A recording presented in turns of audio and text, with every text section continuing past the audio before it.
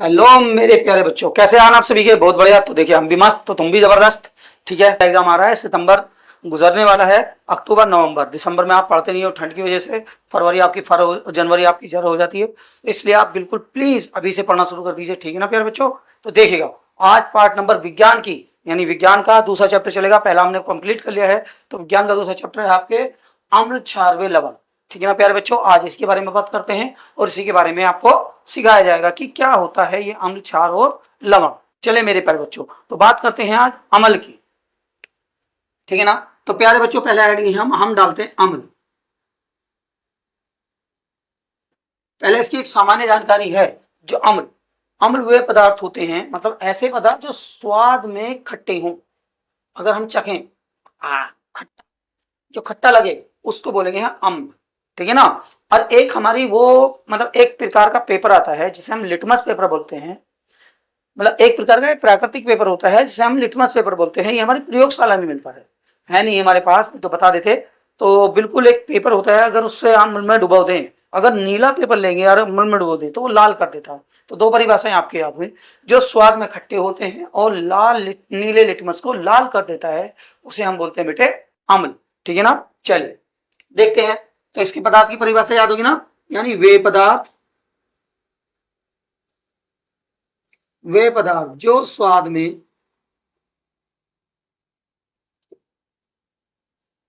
में खट्टे होते हैं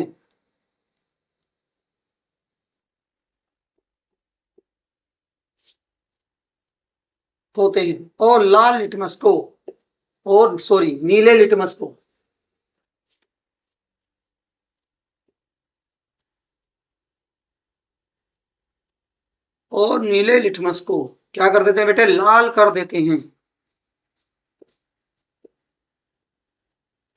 लाल कर देते हैं, उन्हें अम्ल कहते हैं।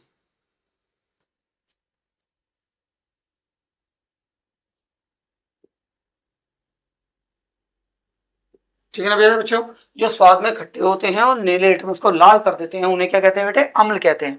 अब बात ये समझ में तो आ रही है, क्या हर अम्ल को हमें चक्के देखना पड़ेगा? बेटे अम्ल ना एक प्रकार का तेजाब के रूप में होता है। अधिकतर बहुत तीखी, मतलब इसकी पावर ज्यादा होती है। अगर हमारे हाथ वाथ पे गिर जाए तो ये जला देता है। तो क्या हर बार हमें चक्के देखना पड़ेगा?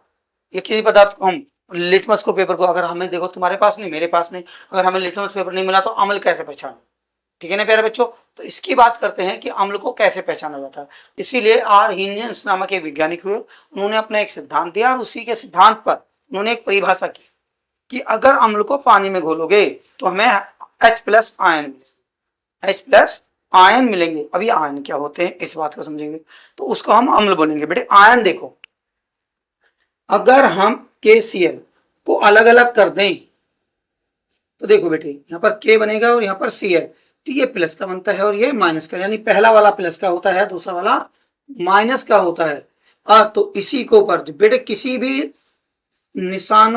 भी तत्वों के ऊपर प्लस का निशान आ जाए या माइनस का निशान आ जाए तो उन्हें क्या बोला जाता है बेटे, आयन बोला जाता है। चाहे प्लस का निशान आए चाहे माइनस का निशान आए, बोलेंगे आयन। जैसे पोटेशियम आयन, क्लोरीन आयन। ठीक है ना, इनका नाम होगा पोटेशियम आयन और क्लोरीन आयन। अब इसे देख दें तो हाइड्रोजन आयन, इसे बोले SO4 सल्फेट, तो सल्फेट आयन। ठीक है ना बेटे। इसको CO3, ये तो कार्बोनेट, लेकिन निशान लगाते ही बन जाएगा कार्बोनेट आयन। समझ में आई प्यारे बच्चों। इसका मतलब ये हुआ कि जिन पर निशान आ जाएंगे वही हमारे क्या बन जाएंगे, आयन। हाँ, ये हो सकता है कि ना अलग कैसे कर रहा है, ये प्लस का निशान है, प्लस को धन बोलते हैं आप, इसे बोल सकते हैं धन आयन। ठीक है, इस पर माइनस का निशान है, माइनस को क्या बोलते हैं बेटे, ऋण, तो ऋणायन। ठीक है ना, धनायन या ऋणायन। लेकिन बस इतना याद रखना, अगर निशान प्लस का या माइनस का, वो आयन के रूप में परिवर्तित हो गया। अब कौन से रूप में हुआ, धनायन में, ऋणायन में, यहाँ पता चला। तो बेटे इसी प्रकार आर्हीनियंस ने इसकी एक परिभाषा दी, तो यहां लिखेंगे आर्हीनियंस के सिद्धांत के अनुसार।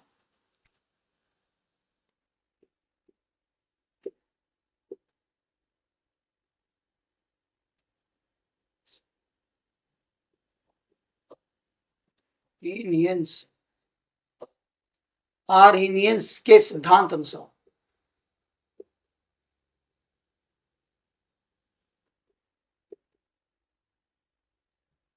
ठीक है ना प्यारे बच्चों। आर्हीनियस के सिद्धांत ने क्या कहा था कि यदि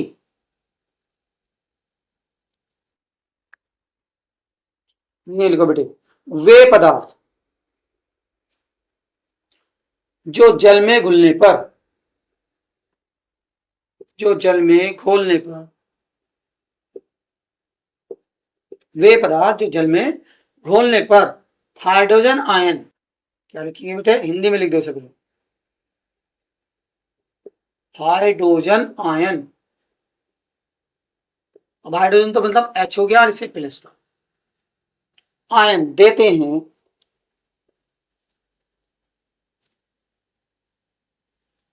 बेटे इसको थोड़ा सा वो चेंज कर लेते हैं, तो क्योंकि हाइड्रोजन आयन क्या देंगे, वे पदार्थ जो जल में घोलने पर अपघटित होकर, अपघटित होकर हाइड्रोजन आयन देते हैं।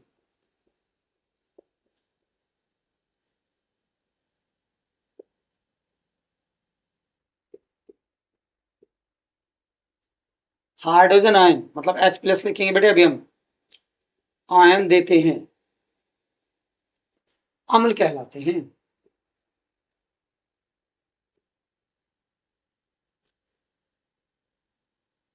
अम्ल कहलाते हैं। बेटे आप समझ में आ गई ना, अगर उन्हें हम जल में घोलेंगे, जल में घोले तो H प्लस आयन देंगे, तो उसको क्या बोलेंगे, अम्ल। तो इसका मतलब हम समझ गए, कोई चीज भी अगर आपको आपको कहीं पर भी भेजा जाए और आपको 10 रुपए निकाल के दें, तो आपसे तो निकले वो, यानी आपके पास 10 रुपए होंगे, इसलिए तो ये H प्लस आयन कहां से निकला, H प्लस मतलब इसका अम्ल में वो H प्लस होंगे, अम्ल के पास होंगे ना H, हाँ, तो इसका मतलब ये हो गया जिनके पास H हो वही क्या कहलाएंगे बेटे, हमारे अम्ल कहलाएंगे।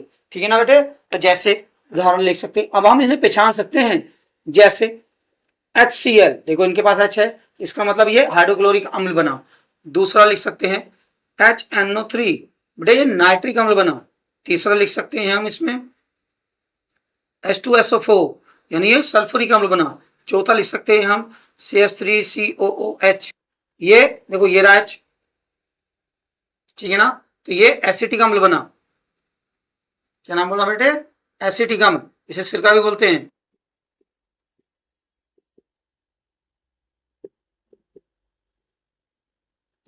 ठीक है ना, अभी मत सोचना कि ये कहां से आया, जब आपको क्वाड नंबर 4 पढ़ाया जाएगा तभी आपको IUPAC में समझाएगा कैसे हुआ। तो बेटे हम पहचान गए, जहां पर हमारे H दिखाई दे जाए, जहां पर हमारे H दिखाई दे जाए तो वो क्या कहलाएंगे बेटे, अम्ल कहलाएंगे। समझ में आ गई बना बात प्यारे बच्चों, तो देखिए बेटे, हाँ ये अम्ल कहलाते हैं। चलिए अब बात करते हैं क्षार की।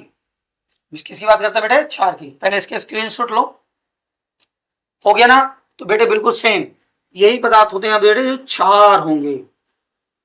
क्षार देखो, वे पदार्थ जो स्वाद में खट्टे होते हैं और नीले लिटमस को लाल कर देते हैं, उन्हें अम्ल कहते हैं। लेकिन इसका उल्टा अगर हम कर दें, इसका अगर हम उल्टा कर दें तो बताओ क्या बनेगा।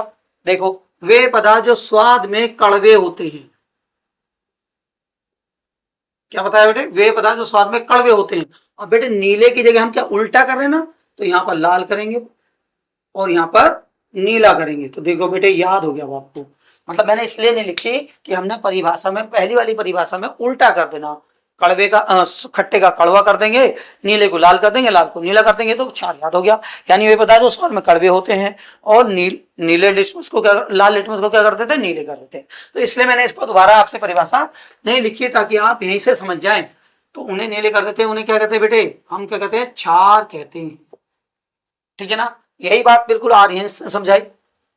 अब क्या कहा, वे पदार्थ जल में घुलने पर अपघटित होकर, बेटे हाइड्रोजन आयन नहीं देते, वो क्या देते हैं बेटे, हाइड्रोक्साइड आयन देते हैं।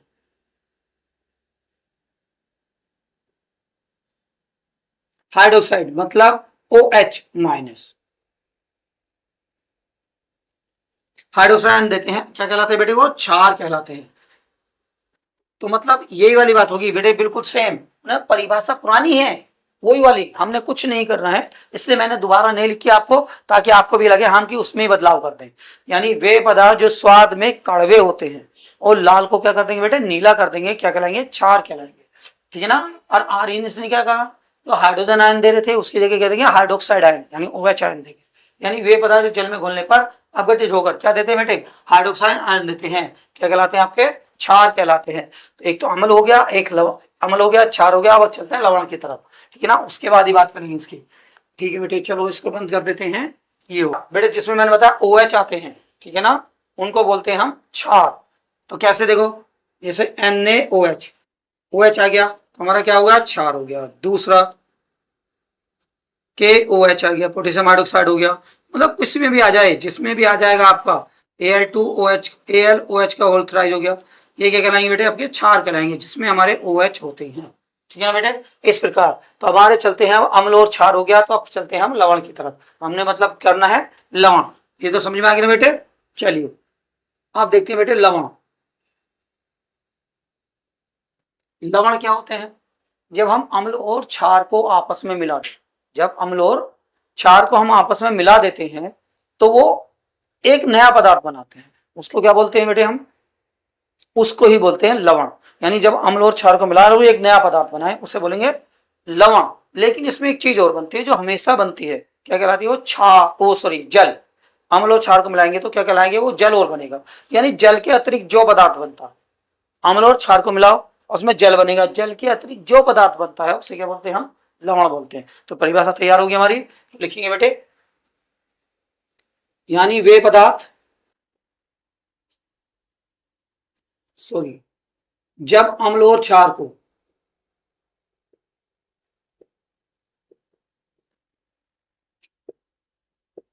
को आपस में मिलाया जाता है,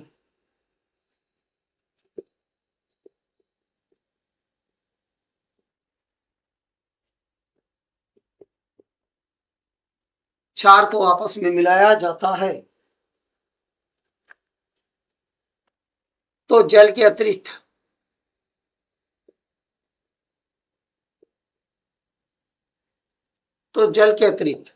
जो पदार्थ बनते हैं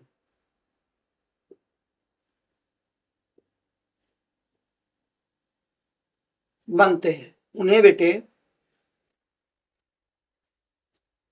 उन्हें लवण कहते हैं। क्या कहते हैं उन्हें, लवण कहते हैं। अब एग्जाम्पल, क्योंकि उदाहरण भी दिखाना जरूरी है, तो देखो अम्ल लेंगे मतलब किसमें H होगा, HCl ले लिया, और जिसमें क्षार हो मतलब OH हो, यानी NaOH हो, तो पता चल गया हमें कि ये अम्ल है और ये क्या बेटे, क्षार है। रिएक्शन मेरी पुरानी वाली, जैसे मैंने आपको सिखा रखी, अगर आपने वीडियो रिएक्शन के बारे में समझना है और उनके सूत्रों के बारे में, कोई नया बच्चा है और समझदार है, तो देखो हमने पीडीएफ पहले 5 वीडियो बना रखी है जो विज्ञान को समझने में हेल्प करेंगे, उनसे देखना। तो उन्हीं के अनुसार है बेटे, सब बना सकते हैं हम। देखो HOH यानी पहला दूसरे से जुड़ेगा, तो इसको बोलते हैं हम HOH। मतलब HOH का क्या हो गया बेटे, मैंने आपको बता रखा है, HOH को क्या लिखेंगे हम, जल, यानी H2O। ठीक है ना, इसको हम क्या लिख सकते हैं, जल। तो यहां से खत्म हो गया। अब इसके अतिरिक्त क्या बना, दूसरा पहले से, यानी NaCl, इसकी भी एक होती, इसकी भी एक होती, ये कट गई। ठीक है ना बेटे, तो NaCl बन गया। तो देखो जल के अतिरिक्त हमने लिखा, जल के अतिरिक्त जो पदार्थ बनता है उन्हें बोलते हैं लवण। बेटे ये कहलाएगा आपका लवण। समझ में आएगी नहीं प्यारे बच्चों, यानी अम्ल और क्षार को मिलाकर जल के अतिरिक्त जो पदार्थ बनते हो उन्हें क्या बोलते हैं, हम लवण बोलते हैं। तो यहाँ पर एक टॉपिक और रह रहा है बेटे, उदासीनीकरण अभिक्रिया। ठीक है ना, तो अगला हेडिंग है उदासीनीकरण।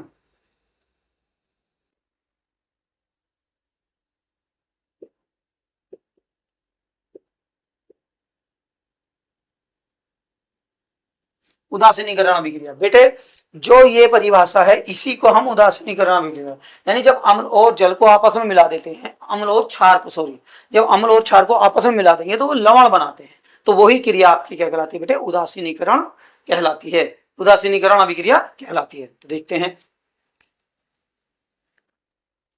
लिखेंगे जब अम्ल और क्षार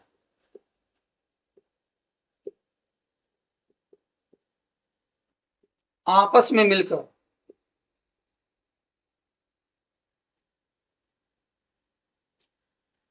आपस में क्रिया करके, लिखो बेटे, आपस में क्रिया करके लवण बनाते हैं, लवण और जल बनाते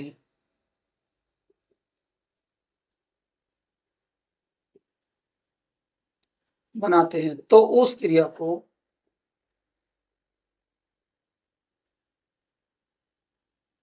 बेटे, उस अभिक्रिया को उदासीनीकरण अभिक्रिया कहते हैं।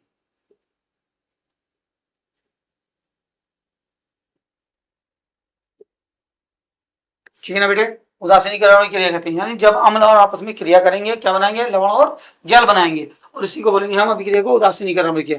डेफिनेशन हम यही वाली बेटे यहाँ पर लिख देंगे, ओ सॉरी उदाहरण ये वाला भी हम यहाँ पर लिख देंगे ताकि हमें याद करने में कोई दिक्कत ना हो। एक याद करेंगे तो दूसरी अपने आप याद हो जाएगी। जैसे एग्जाम्पल लिख सकते हैं आप, हाइड्रोक्लोरिक अम्ल को किससे मिला दें, सोडियम हाइड्रोक्साइड से। आपने बताया पहला दूसरे से जुड़ेगा, मतलब पहले इसको NaCl लिख दो थोड़ा सा, प्लस H2O लिख दो। अच्छा इसको इधर लिख दो, इसको इधर लिख दो, कोई फर्क नहीं पड़ता है क्योंकि ये उत्पाद है हमारे, तो उत्पाद तो कैसे ही बन सकते हैं, तो इधर लिख दिया इधर लिख दिया, तो यही होगी आपकी उदासीकरण अभिक्रिया। ठीक है ना।